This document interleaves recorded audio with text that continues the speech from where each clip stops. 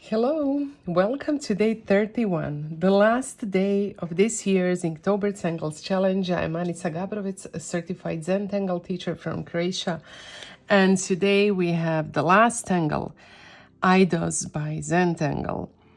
It's a simple tangle, if you ask me, that starts with these flux shapes. So I'm starting the first one using the shape that I already have here. And then of that first one, I will add another one, kind of hiding it partially behind that first one. And I will just continue to add perhaps two more, or maybe even three, I don't know, maybe two. And for some reason, as you have noticed, my shapes tend to be kind of chubby. So this is no exception. It's maybe better to start with leaner or more elegant shapes. Because now the next thing we will do is to add tethered auras to one side. So you just add a tethered aura to each of these, and then you rotate your tile and add another one. And once you add them all,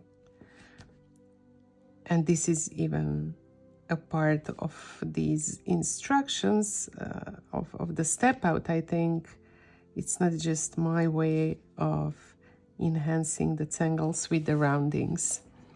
So we have one row or one layer of these, and then I will add another layer on the opposite side of each of these petals.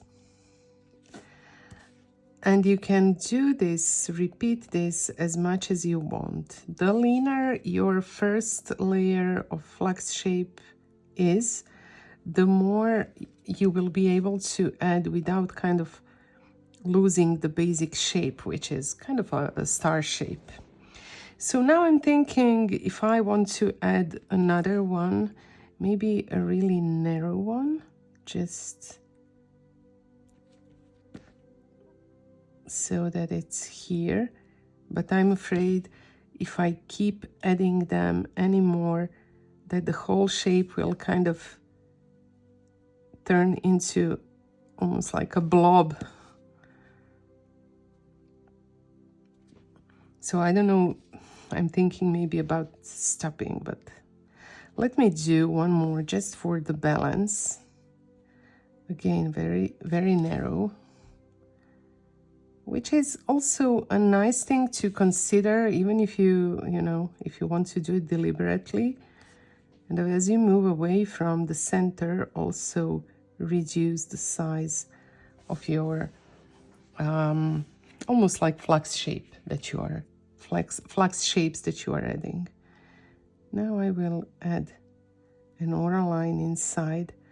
I'm basically starting to embellish this, and you can embellish it in any way you want. You can take a look at the step outs and choose maybe something that Zentangle has offered as a chance or as an option, or you can also follow me if that's what you prefer. So I added that aura line inside. I will add a little bit of rounding between my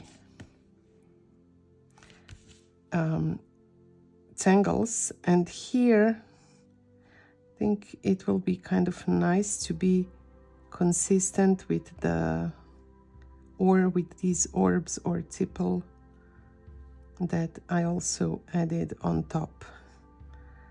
And I will draw it in a way that again it goes all the way to the border, forming an irregular border on the left side of my tile. There it is. And now you can do whatever you prefer here. I think I will go with these white orbs. For some reason it appeals to me, so I'm starting with a full big one, And then as I move away from the bottom part, I only draw a part of it as though a little part of it is hidden, although it's not really like you can see it.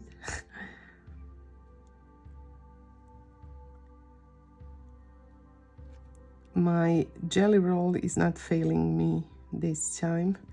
I'm very grateful for that, because for me it seems that this time I have been maybe struggling a little bit with my white supplies. So I'm happy that now I can draw these bright and bold lines. Mind you, I'm still retracing almost each line a couple of times. And now to kind of enhance this, I will add some ink around it. So I'm inking in any of these small spaces around the white lines. You can skip it. It's something where you have to be fairly precise with how you add that ink. But at the same time, if you fail to be precise, you can take your white pen again and just add some touch-ups if you feel like you need to, just like I did right now. This is just enhancing the shapes.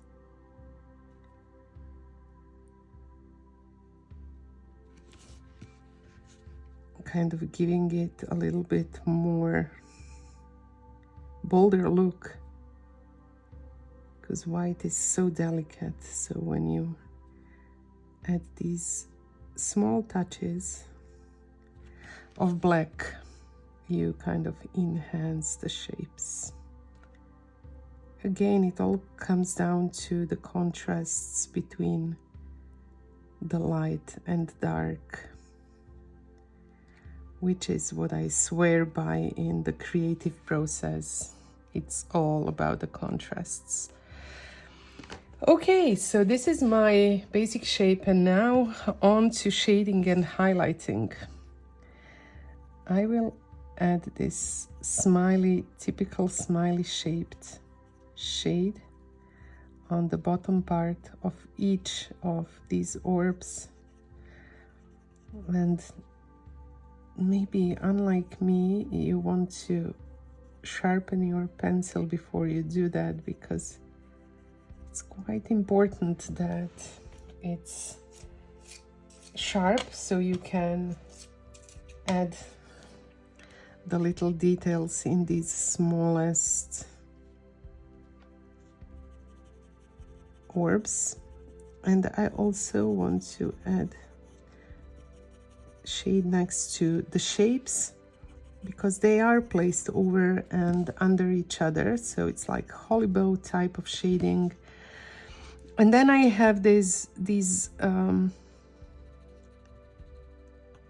I think the name was buttresses, like fortifiers on the sides, and I'm choosing only to shade one side of it.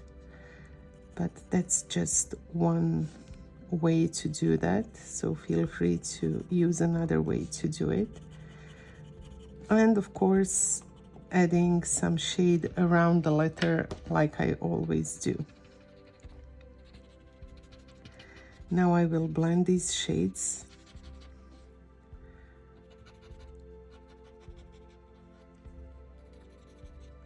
Kind of carefully, so that I don't, because the spaces are not big, they're quite narrow. We have limited spaces, and I don't want to smudge this shade all over the whole thing, because as Rick says, if you shade everywhere, you haven't shaded anywhere. And that's true, you need these contrasts, so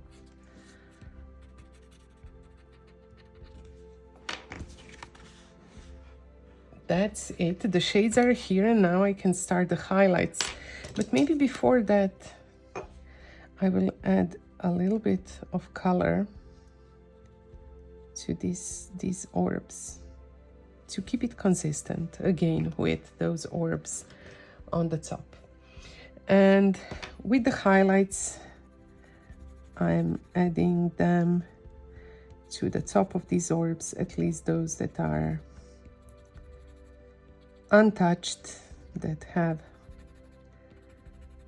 the top part, which is supposed to be highlighted, exposed for highlighting, and of course a little bit of highlight to one side of these flux shapes. This one is shaded, it's below the letter, so I will not go there. But I will add a little bit of white gel pen to at least the top part of each of these auras inside my starting star shape.